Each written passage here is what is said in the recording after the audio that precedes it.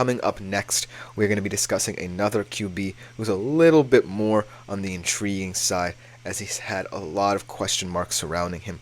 But before we get into that, I do want to remind you, yet again, please consider leaving a tip or donation at the link gsmc.cloud. It is a huge support to both me, my fellow podcasters, and ultimately the network. So anything you leave is greatly appreciated. Even if it's a question, comment, or concern, I will get to it at the beginning of the next episode. But without further ado, let's jump right into yet another exciting player profile. This guy is definitely garnering a lot of attention at the moment. A lot of focus is on him because he's in contract conversation. And not only that, in the fantasy realm, he's always going to be discussed, especially in the next 5 years, if his performance doesn't meet the lofty standard he's setting with his contract and what he's expecting from his contract. So without further ado, let's jump right into the fantasy player profile of Tua Tagovailoa. Now, I know that Tua is certainly a much more skeptical pick for a lot of different people due to the fact that, like I said, there are a myriad number of reasons why people are shying away from him. But the fantasy stats, especially from last season, do tell a tale of some market improvement. And so let's just dive into those. Throughout his career, his short NFL career, 817.7 fantasy points he has accrued. His best season, much like Dak Prescott, was last season, where he garnered 270.38 fantasy points. Now, these are the stats that are going to truly tell the tale for you.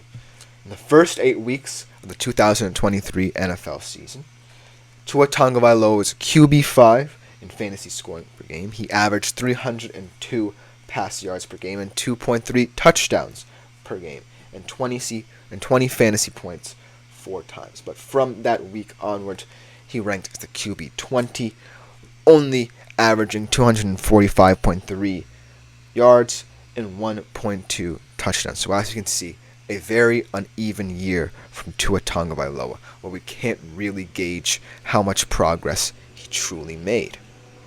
Now,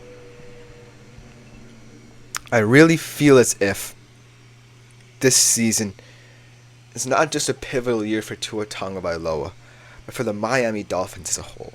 Because if you invest so much money into Tua and he underperforms and does not exceed expectations, that makes you look kind of foolish. Because Tua Tagovailoa is the risk you took at QB. When you picked him at number 5, you knew all about his injury history at the University of Alabama. You saw a really scary incident happen a couple years ago when he was dealing with concussions and the like. And now you're in a year where he's kind of coming off a good year, but you got the best and the worst out of him. So this is really a pivotal year, not just for Tua, but for the Miami Dolphins as a whole. And next year, people are projecting Tua to maintain that level that we saw early on in the season last year. 4,166 yards projected, 25 TDs, 13 interceptions, only 103 rushing yards, and not the best dual-threat QB in the league by a long shot, for 262.2 fantasy points. Now, let's get into what makes Tua such a unstable option for you at the fantasy QB position. Number one reason, his injury history. Now, I would like to say that's not entirely Tua's fault that these injuries have befallen him. I really do think the Miami Dolphins organization has really kind of failed him in a sense, because when they drafted him, they didn't know what they were getting into. And in order to protect Tua, they needed to implement a much safer offense for him, and they ultimately didn't do that. Now, though, Tua has shown that, at least in the regular season, he looks like he can be a competent QB. He definitely has the weapons at his disposal. He definitely has the coach at his disposal who believes in him and is willing to try something new in Mike McDaniel. And he certainly has the ability to get big pass yards due to the fact that his receivers are brilliant after the catch as well. We went over this a couple episodes ago when we were talking about the AFC East and the Miami Dolphins. A lot of Tua's yards have come in yards after the catch. And that's another reason why I want to bring up another caveat: his arm strength and his accuracy. Now, in order to succeed in the NFL, you don't necessarily have to have the best deep ball as a QB, because there are a lot of different ways you can attack the field as a quarterback. You got the screen game, you got the short to intermediate areas of the field, and of course, should you be ambitious, you do have the deep ball as an option, and Miami certainly has the weapons to throw the deep ball. But I do feel as if Tua's effectiveness as a QB stems from the fact he's very comfortable, especially as a left-handed QB, in the short to intermediate areas of the field. Because I know from experience as a lefty, when you are throwing the football as a lefty, certain things get taken away from you. You have a different blind side, you have a different way of processing the field. You don't necessarily see things that a right-handed quarterback might see.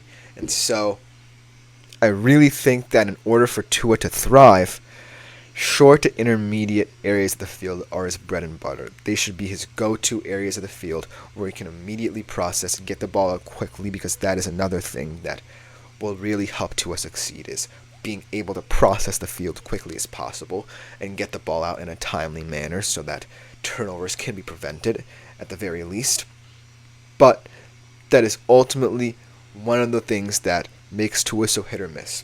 And when he does that, can he do it effectively on a week-to-week basis for you? But here's the positives. Like I said, Tua has every single weapon at his disposal that he needs, and the Miami Dolphins are predicated on speed. Tua doesn't necessarily have to have the strongest arm.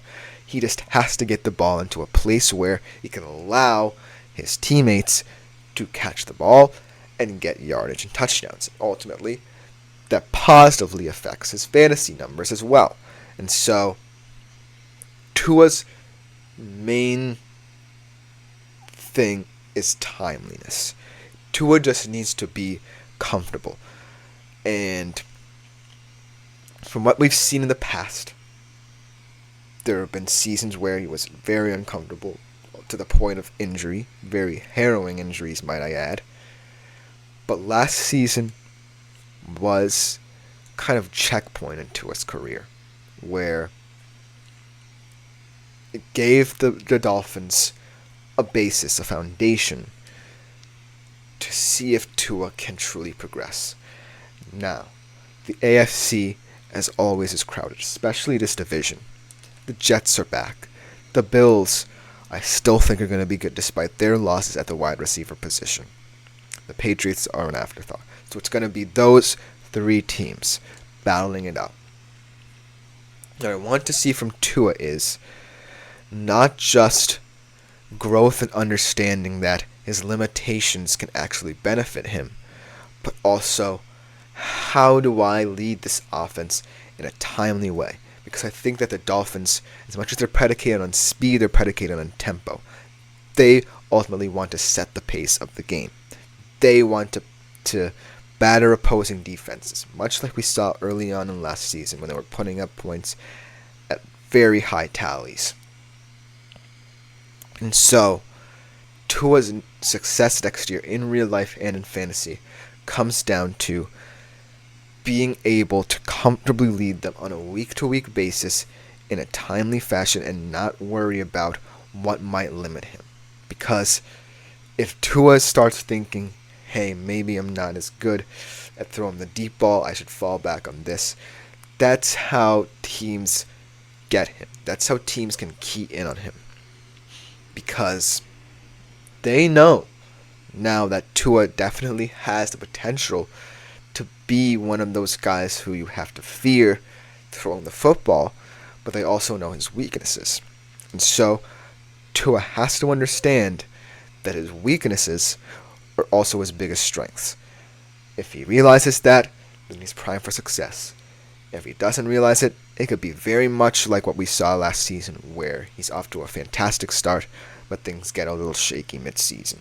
That's just about do it for my fantasy player profile of Tua Tagovailoa. I hope you guys liked it, because Tua is a very critical part of the fantasy realm right now in terms of fantasy QBs. But coming up next, we are transitioning yet again to running backs. A very exciting running back in particular, in a new home with new standards. Who it is, you're going to have to see right after this break on the GSMC Fantasy Sports Podcast.